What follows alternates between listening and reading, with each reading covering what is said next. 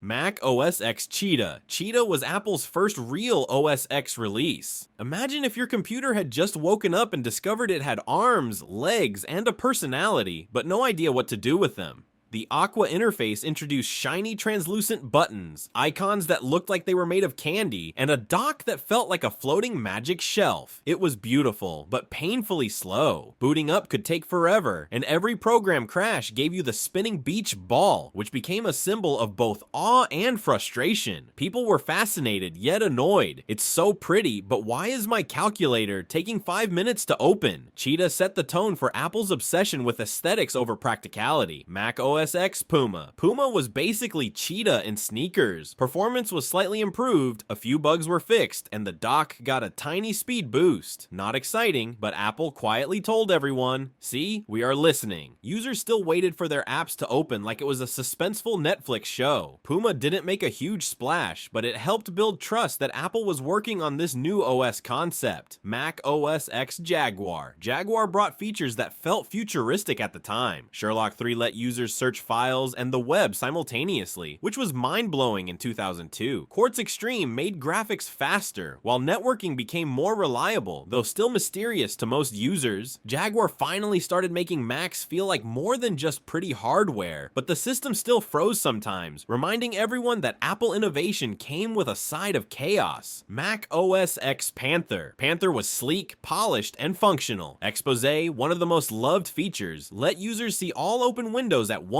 which was basically macOS showing off its organizational skills. Safari became the default browser, Mail got smarter, and File Vault appeared for encrypting files, which most people ignored, but tech enthusiasts loved. Panther felt like Apple finally understood that Macs could be productive while still looking stylish. However, occasional crashes reminded users that beauty didn't always equal reliability. Mac OS X Tiger. Tiger exploded with features. Spotlight made searching for files instantaneous, or at least faster than staring at a folder for 20 minutes. Dashboard introduced widgets for clocks, weather, sticky notes, and sometimes pointless animations like a flying paper plane. Users spent hours arranging widgets instead of actually working. Tiger set the stage for Macs being both tools and toys, and it became a fan favorite because it combined functionality with Apple's obsession with polish. Mac OS X Leopard. Leopard introduced Time Machine, which made backing up files feel like magic. Accidentally deleted a file? No problem. Just go back in time and grab it. The 3D dock and spaces for multiple desktops made multitasking visually exciting. Leopard was stable enough to be usable, but the flashy graphics made people feel like their Mac had just become a stage performer. Apple's attention to detail became obvious. Even small animations had purpose, or at least looked cool. Mac OS X Snow Leopard. Snow Leopard focused almost entirely on performance. No flashy new features, just speed, stability, and refinement. Applications launched faster, memory usage was optimized, and Macs felt snappier. Users appreciated the quiet heroism of Snow Leopard, as it fixed the rough edges left by Leopard. It was a lesson that Apple could deliver reliability without screaming about new features, and the Mac started to feel like a serious professional tool. Mac OS X Lion. Lion brought mission control, combining Exposé and Spaces into a single chaotic bird's eye view of all windows. Full screen apps became mandatory, forcing users to adapt or suffer. Autosave and resume reduced the illusion of control, but protected your documents. Apple also started pushing gestures like swiping between apps, which seemed futuristic, but often led to accidental chaos. Lion was sleek, powerful, and slightly intimidating, like a teacher who expected you to know everything without explaining it. OS X Mountain Lion. Mountain Lion took heavy inspiration from iOS, with notifications, messages integration, and Game Center on Mac. Suddenly, Macs started acting more like iPhones, which some users loved and others hated. AirPlay mirroring allowed users to display their screens on Apple TVs, often unintentionally showing embarrassing files during presentations. Apple's push for ecosystem integration became obvious. Your Mac, iPhone, and iPad were now inextricably linked, for better or worse. OS X Mavericks. Mavericks was notable for being free for the first time, setting a new expectation for macOS updates. Battery life improvements, support support for multiple displays, and better memory management made it practical. It wasn't flashy, but it quietly cemented the idea that Macs could be efficient, reliable, and not cost hundreds of dollars to upgrade. A Mac that worked well and didn't break the bank? Revolutionary. OS X Yosemite. Yosemite introduced flat design and translucency, killing skeuomorphism. The interface became minimalistic and modern, though some users missed the leather-bound glossy buttons of older macOS versions. Spotlight got smarter, iCloud integration improved, and the dock appeared to float on a cloud of design philosophy. Apple's obsession with aesthetics over nostalgia was clear, and it set the tone for macOS for years to come. OS X El Capitan. El Capitan was Yosemite refined. Performance, stability, and polish were the focus, along with small UX improvements. Metal Graphics API made apps faster, and mission control became smoother. It was the responsible older sibling of Yosemite, offering reliability without drama and preparing Macs for the upcoming Apple Silicon era. macOS Sierra. Siri arrived on Mac, finally letting users talk to their computer like a friendly but slightly judgmental assistant. Universal Clipboard allowed copy-pasting between iPhone and Mac, a feature that felt like magic at the time. Apple Pay integration appeared, and users slowly realized that Apple was not just making Macs, it was creating a tightly controlled ecosystem, whether they liked it or not. macOS High Sierra. High Sierra focused on performance, stability, and a new Apple file system. Safari got faster, photos improved, and the Mac became slightly more future-proof for Apple Silicon. It wasn't flashy, but High Sierra proved Apple could improve without fanfare, quietly modernizing the Mac experience. macOS Mojave. Dark mode finally arrived, giving developers, coders, and night owls a reason to smile. Desktop stacks helped organize messy desktops automatically, which felt revolutionary to people who had 47 icons on their desktop. iOS integration began bleeding further into macOS, hinting at the ecosystem control Apple would perfect in the coming years. macOS Catalina. Catalina killed 32-bit apps, causing panic for many users. Sidecar turned iPads into secondary displays, and voice control expanded accessibility. Catalina was both innovative and ruthless. It forced users to move forward while breaking beloved old software. Many people silently screamed while reinstalling old apps, and IT departments had panic attacks everywhere. macOS Big Sur. Big Sur brought a dramatic redesign with iOS-inspired rounded windows, new icons, and a control center. Apple Silicon was announced, turning Macs into performance beasts. The OS looked modern, ran faster, and subtly said, "Your PC will never understand elegance like this." Big Sur combined form, function, and intimidation in perfect harmony. macOS Monterey. Monterey introduced focus mode, shortcuts, and AirPlay to Mac. Universal Control allowed seamless use of one keyboard and mouse across multiple devices. Apple's ecosystem control was now undeniable, and Macs felt smarter, more integrated, and slightly more intrusive in your life. macOS Ventura. Stage Manager arrived, attempting to organize windows automatically, confusing some and delighting others. Continuity Camera let your iPhone become a webcam, and Apple Silicon made Macs fast and smooth. Ventura was experimental, with features that sometimes caused chaos but hinted at the future of a highly integrated Apple experience. macOS Sonoma. Sonoma introduced desktop widgets, game mode, and tighter iOS integration. Macs now felt like futuristic productivity and entertainment centers. The interface was smoother, the performance excellent, and Apple had perfected the ecosystem trap. Once you were in, there was no escaping. Sonoma proved Macs are stylish, powerful, and occasionally judgmental. From shiny Cheetah to Sonoma, macOS has evolved from flashy and slow to fast, sleek, and occasionally judgmental. Each version brought innovation, design changes, and a few bugs that made users question why they trust Apple.